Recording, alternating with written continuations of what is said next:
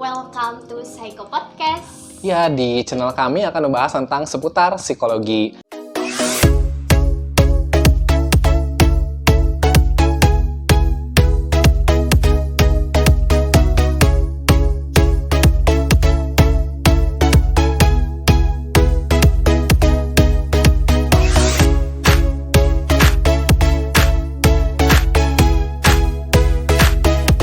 Nah, pada episode kali ini kita akan bahas tentang psikologi, itu tentang psikologi seksual, dan materinya itu mungkin sangat tabu ya di masyarakat ya. Malah banyak yang belum tahu tentang kata-kata ini juga. Nah, Cuman akhir-akhir ini sering disebutin karena satu kasus yang viral waktu itu ya. Ya. Nah, materinya apa sih? Fetish. Ya, materinya adalah fetish ya. Kita akan ngomongin fetish. Nah, sebelumnya kita memang sudah membuka Q&A ya di sosial media ya. Instagram. Di sosial media. Banyak sekali dari masyarakat yang memang awam nggak tahu nih sebenarnya apa sih fetish itu gitu. Dan pada hari ini kita akan kupas secara tajam tentang fetish ini. Nah, mungkin yang pertama kita akan bahas tentang pengertian atau apa sih fetish itu sendiri ya. Perbedaannya sama fantasi. Ya, mungkin dari Tria sendiri apa nih fetish itu seperti apa sih? Ya, kalau dari aku, fetish itu dia lebih ke tindakan ya. Beda kalau fantasi itu biasanya cuma ada di pikiran aja. Iya, iya. Kalau fetish itu ada di lebih ke tindakan, kayak misal suka mencuri celana dalam, suka sama celana dalam, Iya. celana dalamnya warna merah, terus suka nyolongin celana dalam warna merah. Iya, iya. Oke. Kalau menurut Adede nih. Nah, jadi kalau menurut aku sih fetish itu ya lebih ke bisa dibilang gangguan seksual ya, tapi jadi orang tersebut atau individu tersebut itu menyukai atau terangsang terhadap organ-organ non-seksual. Non-seksual, Ya. genital ya. Ya, kan biasanya kalau organ seksual itu kan seperti vagina, itu kan seperti penis, itu. Payudara. Ya, payudara. Nah, si orang ini, individu ini itu suka dengan organ non-seksual. Misalnya apa? Contohnya seperti kaki, atau rambut, atau misalkan jempol. Jari-jari. Ya, jari-jari dan lain kira gitu. Nah, itu satu. Nah, bisa jadi selain dari organ non-seksual, dia menyukai benda-benda non-seksual. Kayak celana dalam tadi. Iya, gitu. kayak celana dalam tadi atau yang kasus viral kemarin. Iya, yang kain jari gitu loh. Itulah bukan organ, benda-benda non-seksual ya. Jadi tapi bikin bergairah. bikin merangsang ya. Merangsang. Jadi ada organ non-seksual dan juga ada benda non-seksual. Benda non-seksual. Ya, itulah pengertian dari fetish itu sendiri ya. Nah, sekarang sebenarnya sih apa sih penyebab dari fetish itu sendiri gitu ya? Penyebabnya maksudnya faktor untuk bikin biasanya orang kenapa sih bisa fetish gitu? Kenapa sih? Bisa jadi dari pengalaman juga nggak sih? Ya. Kayak misalnya sebenarnya kita itu kan butuh ya yang namanya psikologi seksual, maksudnya tentang pendidikan seksual. Ya. Tapi ternyata kita kurang mendapatkan pendidikan seksual nih dari kecilnya. Jadi kita bingung tentang seksualitas, jadinya mencari tahu sendiri dan ternyata dapatnya di situ gitu. Iya. Gitu nggak? Ya, itu salah satunya ya. Jadi memang faktor penyebab itu nggak ada penjelasan secara ini ya, secara rinci ya. Namun tadi faktornya itu salah satunya. Atau bisa jadi mungkin karena pengalaman ya, karena pengalaman mungkin ada beberapa orang nih, misalkan orang tersebut nih sering nonton video. Video porno ya, misalkan nonton video porno dan si video pornonya itu menunjukkan aksi fetish. Wah, Ya kan? besar. Nah, si video porno itu aksi fetish dan otomatis orang tersebut ketika melihat videonya itu akan ngerekam si aksi videonya dan akhirnya menyebabkanlah si orang yang lihat video itu menjadi seorang fetish. Kayak gitu. Nah, itulah penyebab fetish ya. Penyebab fetish. Kalau dari pengalaman yang nggak enak nih, misalnya dari pelecehan seksual bisa nggak? Nah, bisa mungkin misalkan kayak semacam kita pernah jadi korban kekerasan seksual nih. Kita pernah diperlakukan korban kekerasan misalkan sama orang yang fetish dan akhirnya orang yang menjadi korban itu akan menjadi fetish. Seperti itu. Di psikologi kan kita juga ada pedoman ya, namanya DSM. Kalau dari buku DSM sendiri nih, untuk kriteria untuk dibilang fetish itu apa aja? Nah, jadi di DSM itu ada beberapa kriteria orang bisa dikatakan fetish. Pertama, dalam waktu setidaknya 6 bulan, seseorang memiliki fantasi, kemudian dorongan atau perilaku yang berulang dan juga intens. Kemudian, di mana hasrat seksualnya itu melibatkan benda mati. Nah, mati. ya atau bagian dari tubuh non genital. Genital kayak yang tadi dikasih tahu ya. Terus yang kedua itu fantasi dan juga perilaku seksualnya itu menyebabkan tekanan, nah yang signifikan, nah mengganggu fungsi sosial, misalnya seperti kerjaan, kemudian kehidupan pribadi.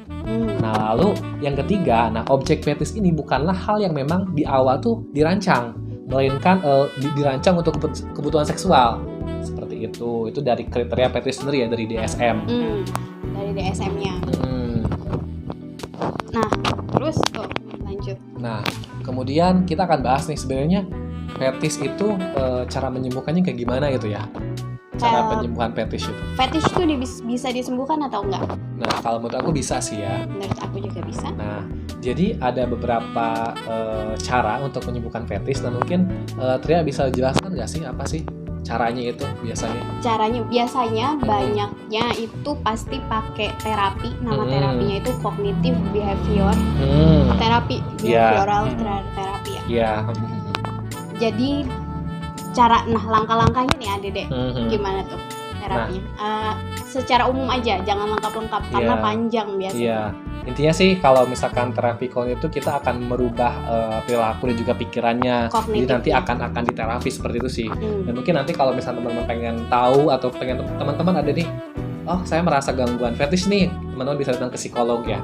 Datang ke psikolog nanti kita akan psikolog tersebut akan memberikan terapi kayak gitu. Nah kemudian apalagi ada gak cara lain untuk menyembuhkan fetish ya? Sebenarnya apa semua fetish itu harus disembuhkan, Kak Dede? Kalau menurut Kak Dede? Kalau menurut aku sih enggak juga ya. Mungkin ada beberapa fetish yang memang hanya sebatas fetish itu ya. Nah, ketika memang misalkan gini loh, misalkan kita punya pasangan nih, misalkan aku nih punya fetish ya, aku punya fetish gitu. Nah, kemudian pasangan aku juga punya fetish.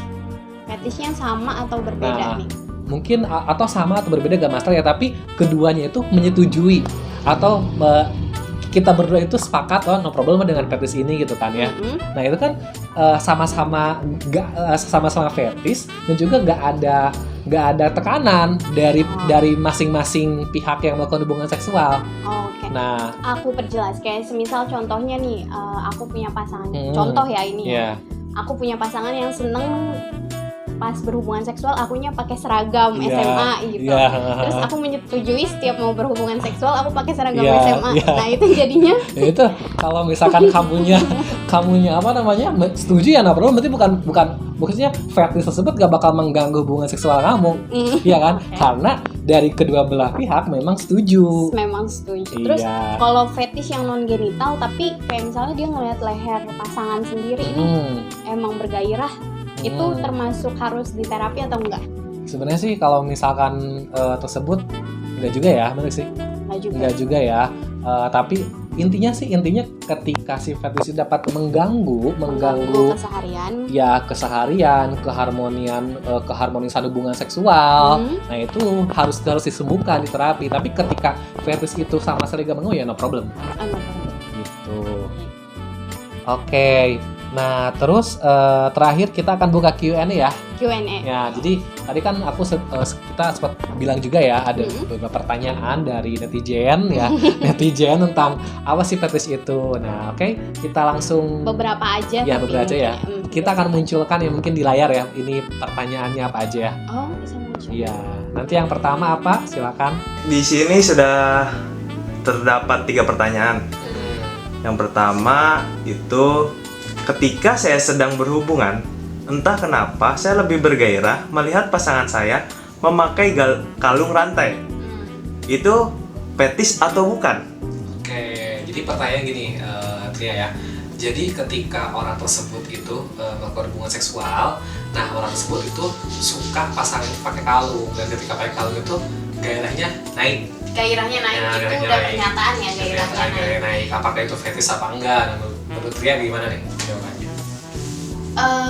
Balik lagi sih ya, kayak misalnya gini, gairahnya naik karena dia pada saat pakai kalung lebih ganteng kah, lebih seksi kah, menurut kamu? Atau memang kalau pas pasangan kamu nggak pakai kalung, kamu sama sekali nggak bergairah gitu? karena kalungnya. Kalau misalnya Iya. karena kalungnya mungkin bisa disebut fetish.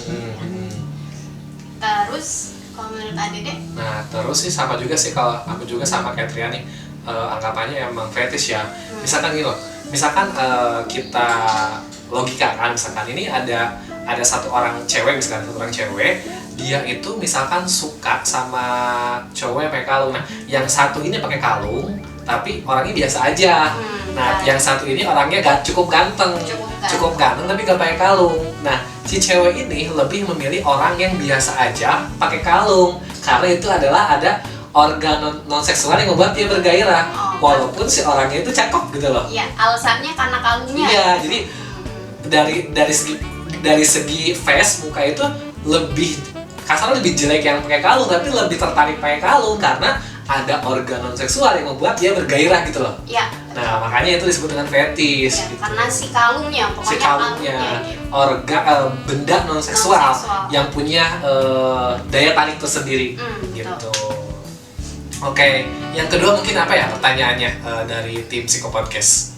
Baik, yang kedua, apakah fetish itu berbahaya? Oke. Apakah fetish itu berbahaya, Adede? Gimana?